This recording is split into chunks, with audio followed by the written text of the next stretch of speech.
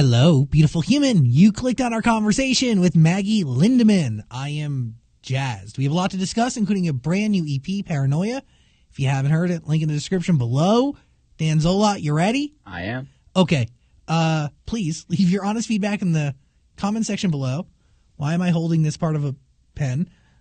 Please hit like on this video, and even if you hate us, please subscribe. Let's do this.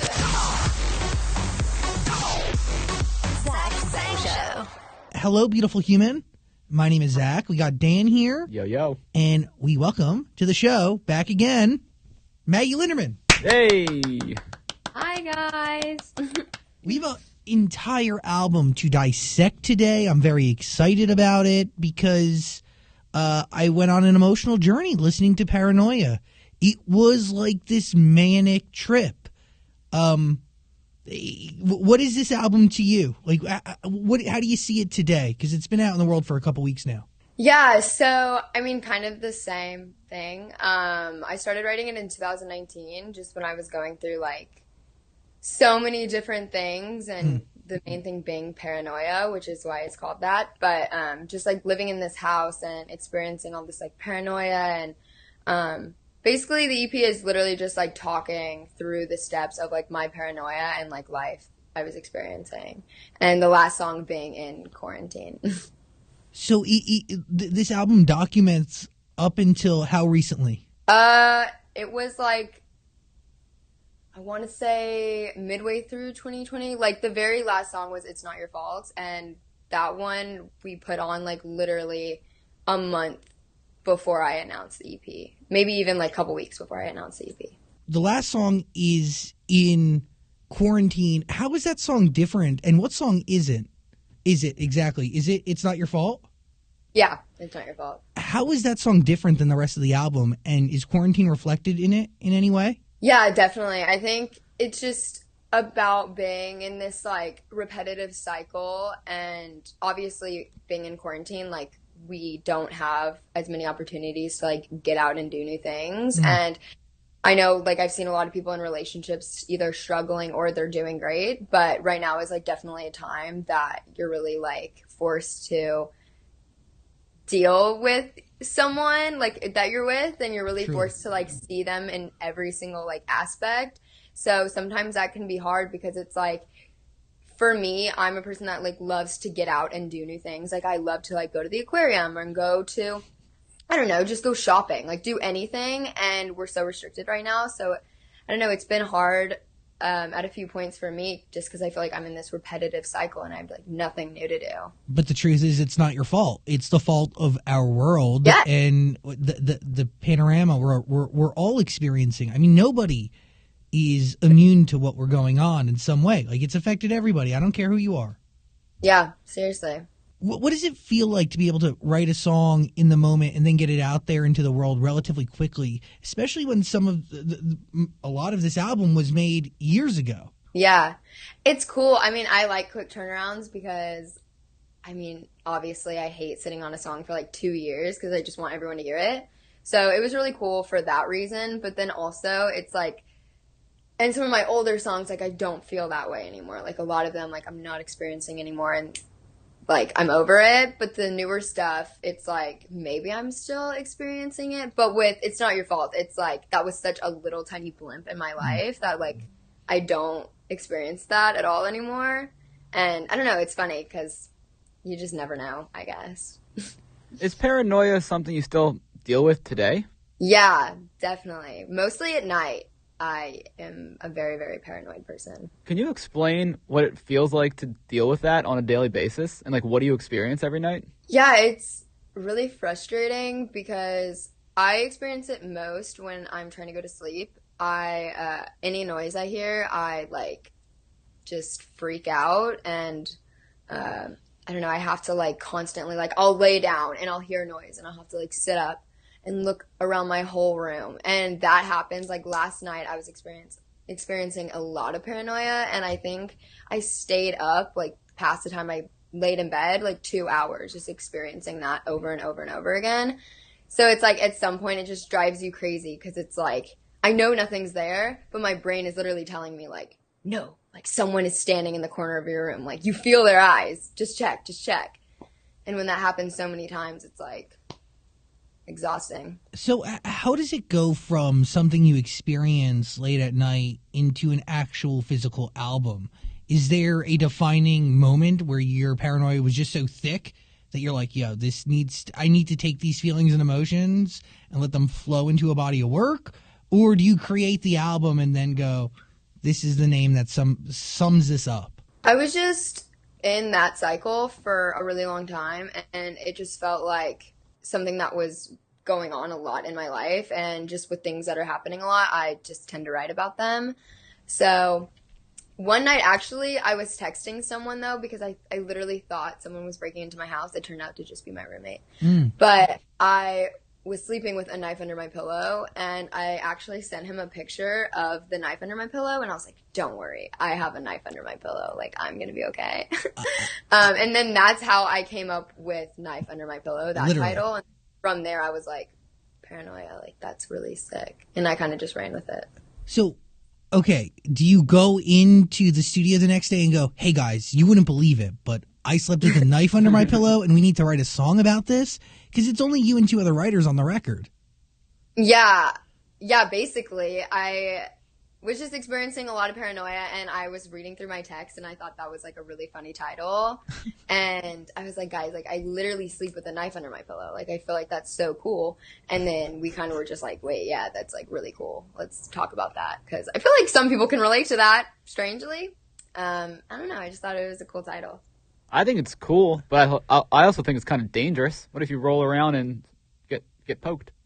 Yeah, I get asked that a lot, actually. But I sleep with a switchblade, so it's like retractable, you know? So like I won't poke myself. I don't like that you have to live in a world where you have to sleep with a knife under your pillow. I don't You do not either. deserve this. I don't either. It's the worst. Knife Under My Pillow, that was the lead single off the EP, right? Yeah.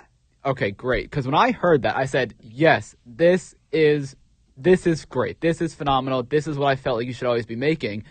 I don't want to say like what took so long, but I don't know how else to say it. So what took so long to get to this sound? When I first started making music, I was just really young, and I didn't really know like what kind of music I wanted to make. I just knew I wanted to make music. So then when I got signed to a label, obviously I'm young. I have a look that can be very pop, and it felt like, just like with Pretty Girl, it blew up so big, obviously, and then from a label's perspective, like, they want you to continue with that because obviously it makes money and we know it's gonna work, so let's continue with that. And for a while it was kind of this like internal battle with, do I want to do what I actually want to do, or do I want to make money and like know I'm gonna be successful and be comfortable? So it kind of just was that for a really long time. Just like I was too scared to do it because I just didn't want to risk me possibly failing and, you know, being in this like terrible situation. So eventually just got to the point where I couldn't do that anymore, and I just wasn't having fun, and it just didn't feel like me, and it felt like I was like lying to people. So I just was like, all right, I'm going to do this. You always kind of like teetered on the border of like ska and a little bit of punk. And, you know, I was watching our last conversation and going through my last set of notes. And the truth is, this is the proper evolution. I think sonically, I used the word manic when I first described the album. And I say that only because on some records you're screaming. And I mean, would you consider that genre that you created within Screamo, right? Yeah, I guess so. Then you have a song like Love Songs, which is like so soft and so delicate, and I mean, like, for lack of a better phrase, like the opposite of you screaming. Yeah. Why was it important to include just the dichotomy? I don't know. It seems to be like a roller coaster for a reason. Yeah, I mean, it's definitely, like I was saying, like a walkthrough of my life and what I was experiencing and like my brain. And I'm just very all over the place, and I can never stick with one thing at all in my life. So I don't know. It's just literally a walkthrough of my brain and like all of the emotions and like the craziness and yeah. I didn't also want to like stick with one very, very specific sound. Like I wanted there to be a variety for people that maybe don't like screaming, you know? Yo, beautiful human. I gotta hit pause real quick to tell you about Native. I'm obsessed with Native for many reasons. Not only does it work fabulously, but it's made with things that you understand. Shea butter, coconut oil, tapioca starch. Also, it doesn't include things like aluminum. And now Native offers deodorant in plastic-free containers. If one of your goals for 2021 was to be more environmentally friendly, the time is now to get plastic-free deodorant. Go to nativedeo.com/Zach if you want to try it out. Also, I'll give you a discount, like 20% off, which is pretty good. nativedeo.com/Zach, and you should know, there's like 16,000 5-star reviews. That's a lot. And the scents are guaranteed to make your nose dance. My favorite is coconut and vanilla. Also, I love lavender and rose. Big fan of the mint and eucalyptus. Native, there's a scent for everybody. And I promise, it will work. nativedeo.com/Zach. Go there. You'll get a discount, like 20% off, which is pretty freaking sweet. Oh, risk-free shopping included. 30-day returns, exchanges. Try out Native, and don't stress. nativedeo.com/Zach. The last stuff you put out there, everything after Pretty Girl, the last kind of era, was that music you? Or is that music what you felt like you had to be? I feel like it was a part of me at a time. Like the lyrics to Pretty Girl resonated with me. But it was like the whole vibe of it never felt like me. I felt like I was trying to fit into that character. So it's weird because like when I talk about Pretty Girl and I'm like obsessed, it feels like I'm talking about like someone else's music. Like I just don't feel like that was me at all. But it's like some of the lyrics, I'm like, yes, that was totally me at the time. But the whole pink and all that stuff just was someone that I was like trying to be and like play this role so that it was more like realistic. So are you nervous to share who you really are because who you really are is not pink? It's black. I was nervous at first, but I mean, it definitely first started with my style. Like I started dressing the way I wanted, and it wasn't that I was like nervous. It was just more of like, I knew people would be like, oh, like following trends or you change. Like, are you okay? Like, is something going on? And it's like when people change to a darker style, everyone thinks it's a phase automatically. Like, but no one, like if I started dressing pink and like being like super girly and stuff, no one would be like, oh, is this a phase? Like, are you okay? So it was kind of just that thing. Like, I didn't want to deal with people like trying to like, are you being authentic? Like, I didn't want to deal with that, but it just got to the point where I was like, oh, I don't even care. Like, I just want to do it, and I just, like, who cares? Is it easier to make music in this current era than it was before? Yes, way easier. Like, I have fun doing it. I know what I'm talking about. Like, I don't feel like I'm trying to come up with things that, like, I would say. It's just, like, natural. What is it like working with Sick I was going to say Sick Brian, but it's Sick Brain. It's so funny because we always joke about that, and I always call her Sick Brian. But, yeah, it's Sick Brian. She's my best friend, so it was so fun working with her. And I just think she's so cool, and she's a really, really good songwriter, and she's just really talented. So I really wanted to work with her and just do a song, and we literally wrote it in, like, 2 hours or something. It was insane. What fuels a record like Gaslight? Where does that come from? Does somebody gaslight you? Do you gaslight? Do you witness gaslighting? What is gaslighting? Oh, Dad, learn an SAT word. I don't know. Yeah, I mean, gaslighting is like, I was trying to give this definition to someone recently, and it was, I don't know why I had such a hard time doing it, but it's like, you know, when, like, okay, say if you got cheated on, and then you were like, hey, like, why would you cheat on me? Why would you do this? And they're like, God, you know, I wouldn't have had to cheat on you if you want to be so stupid. Like, you're just so dumb. Like, I had to cheat on you. Like, I can't tell you I'm sorry because I already said I'm sorry. According to that. Okay. She's on it. According to the dictionary, gaslight means manipulating someone by psychological means into questioning their own sanity which they make you feel like you're the crazy person. Yeah, like you're crazy and like, oh, I cheated on you because it's your fault and I shouldn't have to apologize to you because it already happened so long ago. Gotcha. Oh. Are you learning new things? Yeah, I didn't know that was a thing. What? Oh yeah. That there was a word for it? Yeah, no, I knew that was a thing. Yeah. I knew that, but I didn't know gaslighting was the name of it. Yes. I feel like, I don't know, like I've been gaslighted so much and I know she's been gaslighted and we listen to a lot of like that type of music when we're together, like Suicide Boys, NASCAR Aloe, like all that kind of stuff.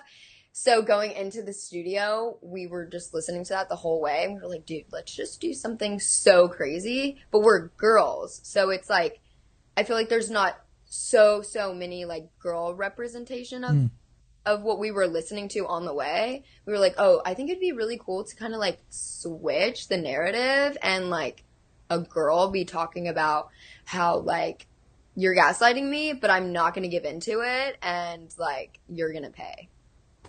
Now, why was this the perfect song to bring back screams? Because a lot of this pop punk is coming back, but nobody's really doing the screaming that much. I mean, she screams in her music, so I was like, I just think it'd be sick. And I don't scream, but I've always wanted to do something with screaming, and I just felt like it would be a perfect song for it. There's a real technique to screaming properly and for it to be, pleasant to the ears, correct? Yeah. Does she teach you, or do you just go in and let it wail?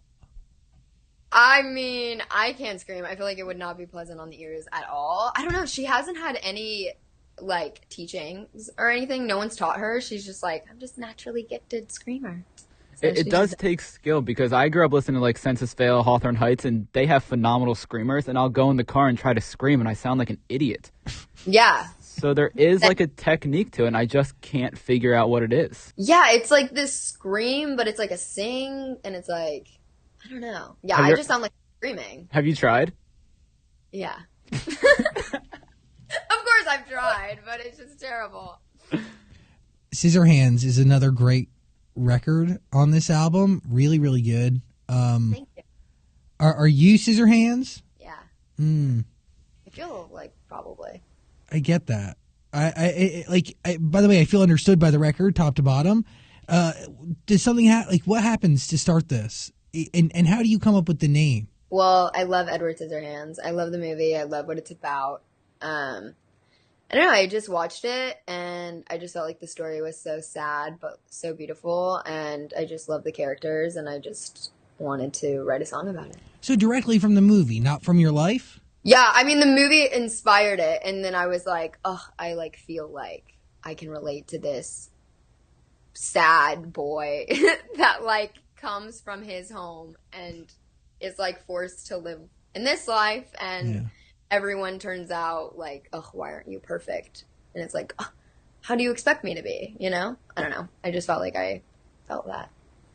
The knife cutting sounds in that song are, I don't want to say the F word, but sick. Thank you. How did you guys make those?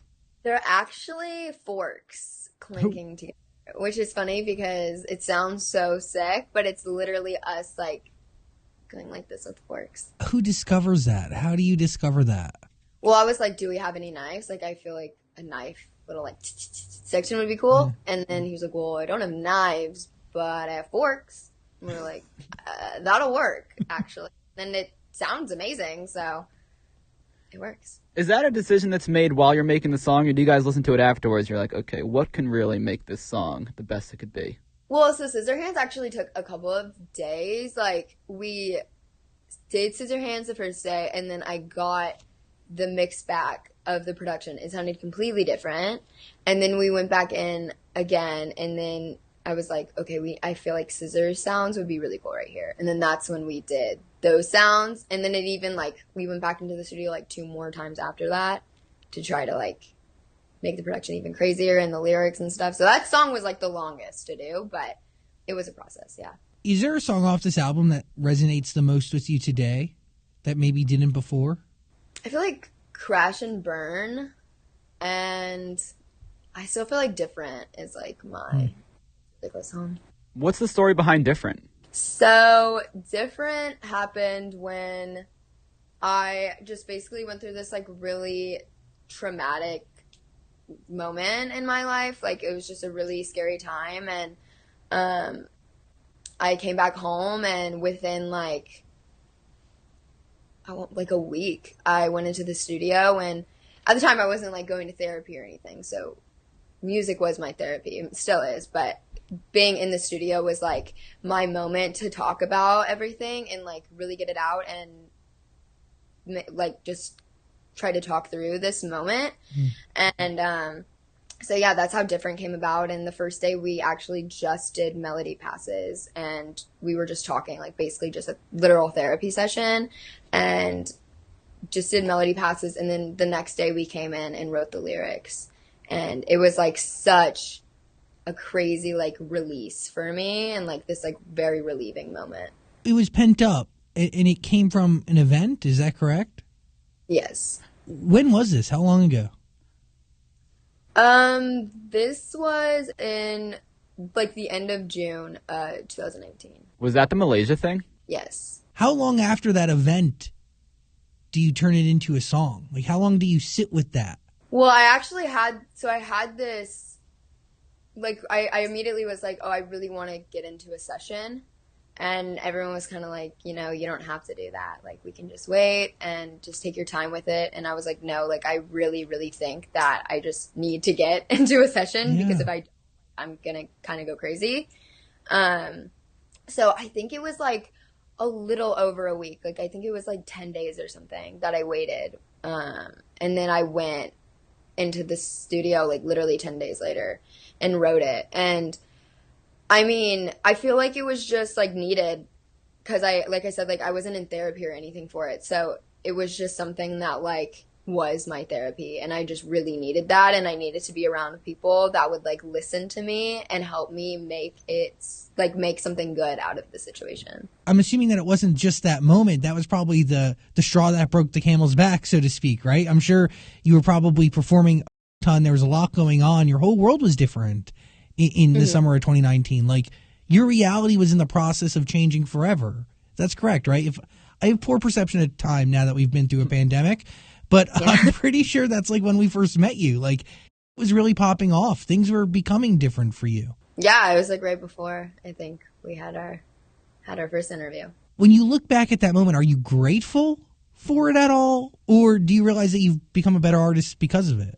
I think I'm definitely a better artist. I don't know if it's because of it. I definitely, if I could go back and change the situation, I would. And I would not live through it. But I mean, I'm a firm believer in everything happens for a reason, even if it's a terrible reason or whatever it is. So I wouldn't say I'm grateful for it, but everything happens for a reason. Is there ever a feeling of like, okay, whatever somebody can throw at me next, I can deal with it a little bit easier next time? Yeah, I think maybe. I don't know. I feel like it definitely, I don't know, like I'm more on my toes now. Like I'm definitely more prepared. Like I will always make sure to have absolutely everything in place for everything I do going forward. Like I will never let anything slip past me, which is something that before I just like never did. Like I would just obviously let like my manager handle it, or like, you know, who's ever supposed to be handling it, I would just let that happen. But I think now, like, I just always make sure, like, me and my manager are, like, on top of everything. We always make sure, like, we know what's going on, just so we're not ever, like, blindsided or anything. And now you have a record, an incredible record. Why does this song mean so much to you today? Maybe does it mean something different today than what it meant to you when you were making it? Yeah, it definitely means something different, but I still think it's I have anxiety, and obviously I go through what most people go through with like their insecurities, or, you know, like confidence, or just like wanting to literally be someone different, which I just experience all the time. Like I always look back and I'm like, oh, should I have done stuff different? Should I have I just wish I could be someone different. But I mean, I guess it's normal to have these moments, but yeah, I've definitely been experiencing that, especially a lot in quarantine, because we just have like so much time to think. so much time to reflect, right? And like I do the same thing, and I like to think to myself, oh, when I think about those moments where I could have done 1,000 things different, and my life would have maybe been this so much different, or maybe better or worse. I like to convince myself that by thinking about them, I'm learning from it. But I think it's all, to be honest. Yeah. I was going to ask if you and Brandon are together, but I think the Love Songs music video answered that question for me. Yeah. So why did you name a love song to your boyfriend Love Songs? I don't know. I just, I was thinking of titles for it, and I just like when people name stuff like something that is like either obvious, but it's like not a lyric, but it's like obvious, or it's like completely random and has nothing to do with anything that you know of.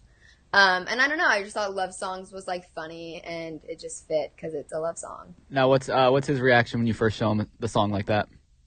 He loved it. He was just so excited because he had written me so many songs already, and like he would always send them to me, but he has never had anyone write a song for him. So he was just like so excited about it, and it was supposed to only be for him, but then I sent it to my manager and he loved it, so we ended up putting it out. Was it a hard decision to put it on this album, because it is sonically really different than what else is on there? Yeah, it was one of the first ones, actually. So it was literally like different love songs, and yeah, it was literally those two. Those were like the first ones. And so at that time, it felt like it could still go a little bit. And I was like, okay, I'm cool with putting it out. But then as time went on, I was like, does this make sense? Like, I can't tell. But I think overall, like, I'm really happy that it came out, because it is this like really personal song. And it is like this time stamp memory that's like in my life. And no matter what happens, like it does mark like just a really, really happy time in my life. And I don't know, like it's a good moment. So I don't want to forget about it. And by the way, it does fit. Like it's Paranoia. Like this seems like the weird random stages of life. And I keep using roller coaster, and that's just because I never knew what I was going to get out of the next record. Yeah. Which is awesome. That's, it's what I want. As I go through who you worked with on the project, there seems to be a couple names that recur, right? Cody and Jenna, the collaborators that you've collaborated a couple times over. Why is that important? Why is it important to understand and to know who you're working with? I just feel like I've had so many sessions with so many different people throughout my career, and it's really hard to find someone that you like really, really connect with and just have an instant good vibe with. And with like Cody, he was in my very first session that I did for Different, and I just felt like this instant bond with him. Like he is just so talented and so like kind, and never made me feel like I needed to like rush through a story or like change topics, or like never made me feel stupid about anything I was doing. Which for me, like, I don't know, I'm really sensitive. So when someone makes me feel like dumb or gives me like any inkling that they're like not vibing with me, I'm like immediately off of it. So like that was just such an amazing session. And then from there, like I kept working with a lot of people that were in that session. And then I met like Josh later on and Alex, and same thing, like this instant connection where they just made me feel so safe and at home. And like Paris is just an angel, and I don't know, it's just important to me to have like a good group of people that are around you that like genuinely support you and want the best for you, and like not just in it for money or whatever. I think that's like really important for everybody who listens to music to remember, but also at the same time to remember that like these sessions are mostly you talking about life and then turning the life into records. So, it's really about you opening up and sharing your, and I mean, it's rough to share your someone who gives off the sign that they don't really care about you. You know what I mean? Like, or is bored by it or wants to move on from it. And it's like, it's you got to get the balance and the people right. It's hard. It is. Yeah. Or just, I don't know. It's just weird to be in a session talking about stuff. And then you're like, is this person going to go like talk about me to their friends after the session? Like, am I about to hear stuff about me around LA? Like, and the risk is real. It is, because I mean, they're not your therapist. They didn't sign something that they can't go tell everyone about it. So I don't know. It's scary. How do you find producers and other musicians that are willing to work with you to get the sound you want, and they're not like, hey, why don't we try to do that again? I mean, I've definitely had sessions like that, but again, I think it's just finding like a good group of people that aren't like that, and that's kind of why I've been working with the same people for this whole EP and hope to continue working with for my album, because they just genuinely like believe in me and my vision, and they're willing to like, you know, do whatever it takes for me to be happy with what we're doing instead of them being happy with it. And I don't know, I feel like that's like the best thing you can have with people you work with. So what elements of Paranoia are you taking with you as you create your album? I mean, it's definitely going to be the same sound, like definitely still alternative pop punk. Hopefully going to be more screamo on it. I would love that. I definitely want to like collab with more people in that world. And I don't know, I definitely just want to continue to grow though. Like I want it to sound the same, but like elevated. So I don't know. Hopefully it'll be like Paranoia, but better. Do you see yourself as one of the people ushering in a new generation of pop punk? Maybe not pop punk, you know, whatever you want to call it, alternative music? Yeah, I don't know. I don't want to say that because, I don't know, I feel like weird to say that about myself because I'm just like doing my thing. Like, I don't know. But there's definitely like this new wave. Like we have like Machine Gun Kelly, which is insane. His album was #1 and it's a pop punk album in 2020. Like in 2020, that's like literally insane. And I mean, we still have like Bring Me the Horizon coming out with insane albums, and Avril Lavigne's coming back, and Maud Sun, and I don't know. It's just cool to be a part of it. Like whether I'm helping or not, it's just cool to be a part of it.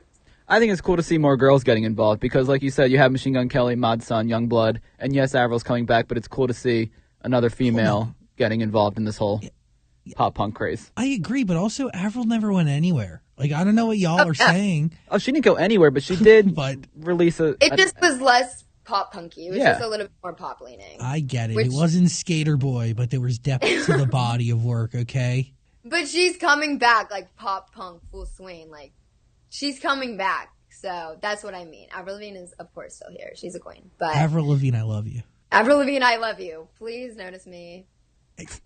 Manifest that, dude. I mean, I've been manifesting it since I was like 8 years old. Then what's going on? She's really one of the greatest energies of my life. Have you ever met her? I haven't. Oh. I don't want to brag, but we've skateboarded with her. I do have a question, though. You see all these guys collabing, like Youngblood, Maud Sun, Machine Gun Kelly, whoever it may be. Why haven't you got involved in this yet? I don't know. I don't know. I haven't been asked, but I would love to. I don't know. I would love to collab with them, with any of them. They're all so talented. I really want to collab with Kellen Quinn. That's like that's like the one person I, like once I collab with, I can like be done. I'll just quit right then and there. He's just, I don't know. That's like the one person that I've always said, like, I just really, really want to meet and I just really want to collab with, or even if he doesn't want to collab, like, I just want to write a song with him. But I don't know. I feel like I'm still like new, so I get why I haven't done more stuff yet with other people, but I hope to in the future for sure. I would love to see her Avril Lavigne collab. I would love to see maybe a Travis Barker thing. You've worked with Travis before, though, haven't you? I did. Did you do a Pretty Girl remix? No, I did a Friends Go remix with him. Oh. I knew it was a remix. I knew he threw drums on something. But then there is like the fresh crop, like JXDN, Jaden Hossler, and then Nessa's getting into it. Goody Grace. Mm-hmm. I mean, Goody's insane too. But see, the crazy thing is, like, I do think of you as like an original because your evolution has been very clear to me sonically from the last body of work that I really dove into, and I'm really excited to watch you to continue to evolve. Is the album, as we speak, is it finished? Is it in process? Like, where are you at? It's not finished, but I have started on it. There's like 2 or 3 songs right now, but I am working on it. But I'm still working on so much stuff for the EP right now that hasn't come out yet, so it's so all over the place right now. So much is going on. Okay, so why was the Paranoia meant to be an EP and not an album? So I went back and forth about this a lot because there were so many songs originally, and everyone kept saying, like, you can't have this many songs on an EP. So it was that battle of, like, should I come out with an album? But I don't know, I just really didn't want to have like my first body of work be an album. I just felt like that was such, like, an album is like an album, you know, everyone remembers your albums. Like, you know, if this EP turned out to be awful, like, it's okay because it's an EP and the world will move on. It's not an album yet, you know what I mean? So I just didn't want to have like something so like out yet, and I don't know, I'm still evolving, so I know that in like 2 years I'm probably gonna look at this EP and be like, oh, I could have done so much better on these songs, and like blah blah blah. So I don't know. What is your expectation for when you look back or listen back to your album? I want to listen back and just be like proud of it and just not feel like embarrassed about it, but feel like this was like a really good place to start. And I feel like that about my EP still, but who knows how I'll feel in like a couple years. But yeah, I just want to be like proud of it, and I just want it to be like a really good starting place. Do you have like a general goal that you keep in mind when you make music? Like, I mean, it could be anything. Like, you know, I want this record to be good 50 years from now. Or it could be, you know, I just want this record to capture me in the moment. Yeah, I mean, it's kind of both. Like, on a couple of the songs, I really, really wanted to make them, like, stand out. Because, you know, when you listen to, like, all these songs, like Misery Business, the first second of Misery Business, you know it's Misery Business. Like, you don't have to listen to it to know. And I kind of just wanted that. Like, I want it to be in 10 years, like, you hear the first note and you're like, oh, it's not your fault. Like, I know that. So I don't know, I just wanted to, like, make its mark and just, like, have people remember it, and also listen back and be like, oh my God, I remember when this song came out. Like, I love this song. It's, like, nostalgic for me. Like, I was in 10th grade when this song came out. Like, I want it to be that kind of thing. Hell yeah. I mean, dude. Yeah, I think Hayley Williams just tweeted today she's ready for a new Paramore album. Did she really? Yeah, I think so. I think she said something about how she wrote a lot for her solo album, but she wants to put it into a new Paramore album. I hope so. It's been like 5 years, I think. 4 or 5 years since the last one out. Yeah. I thought it was longer than that. 2017, I think. I saw her perform when she had red hair at Bamboozle.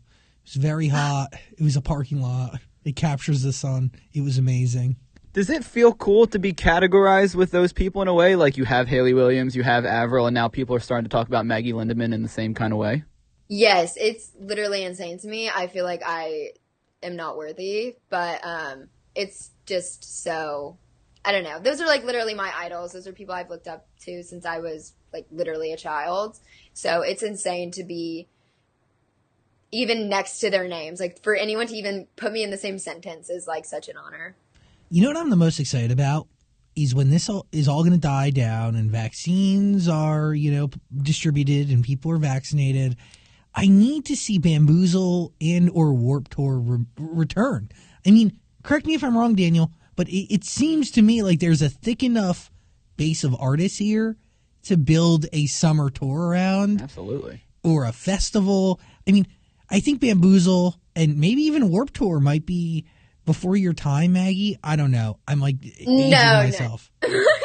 Like, Warped Tour is definitely my time. I think Bamboozle might be, but Warped Tour, I remember Warped Tour very vividly. Pretty sick. Warped Tour was pretty cool, but Bamboozle really, I mean, I loved Warped Tour. I've gone to so many, but Bamboozle was everything. It was a New Jersey staple, baby. Mm-hmm. Kesha performed at Warped Tour.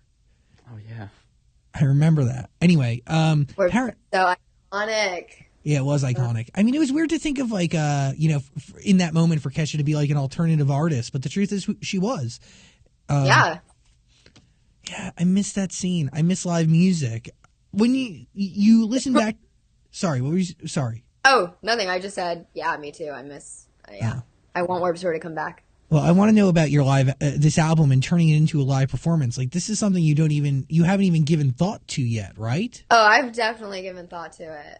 Really? For sure. Yeah, of course. Like, when I'm making, I give it thought. Like, I'm like, I just can't even wait. That diamond on your tooth, is it a diamond? What is it? Oh, yeah. I have tooth gems. Of course. On the side. Wow. What is is it like a real gem? What's I have a knife on this tooth. Oh. And then I have like this whole tooth blinged out. Is it the same knife that's under your pillow? It is the same knife under my pillow. Actually they, sized it down, but it is the same. It looks really cool. Can you brush your teeth with those in, or you take them out at night? No, I do brush my teeth with them in. Did you have to go to the dentist to get those put in? No. She went to Costco. This girl just came and did it. Really? And she's not a dentist. Well, I don't know. I would maybe feel like I always have a piece of something stuck in my tooth, like a popcorn kernel. Because you do. There is something stuck in your tooth. That's what I mean, but it's pretty annoying you have something stuck in your tooth. So, is it comfortable on a daily basis? Yeah, it is. Like, the first day you get it put on, you can feel it on your lips, which is kind of weird. But I also had braces for, literally 6 years. So I'm used to it. I don't mind it. Well, the last question I have, and tell me if this is too personal, but what did you do on Valentine's Day? Because I saw a picture you posted, and it looked like the greatest Valentine's Day ever. Oh. We love love. Yeah. I went to Joshua Tree with Brandon. He got us this place, and we just stayed the night there, and we got Dickies, which was really good. I haven't had Dickies in so long. It's barbecue. Okay. And we're both from Texas, so yeah. Dickies barbecue, yeah, it's really good. So we did that, and yeah, it was just really fun to just get away, and then we drove back yesterday. And okay, because you posted a photo of yourself eating Pizza Hut in a car on Valentine's Day. Oh, that was on the way. Oh, okay.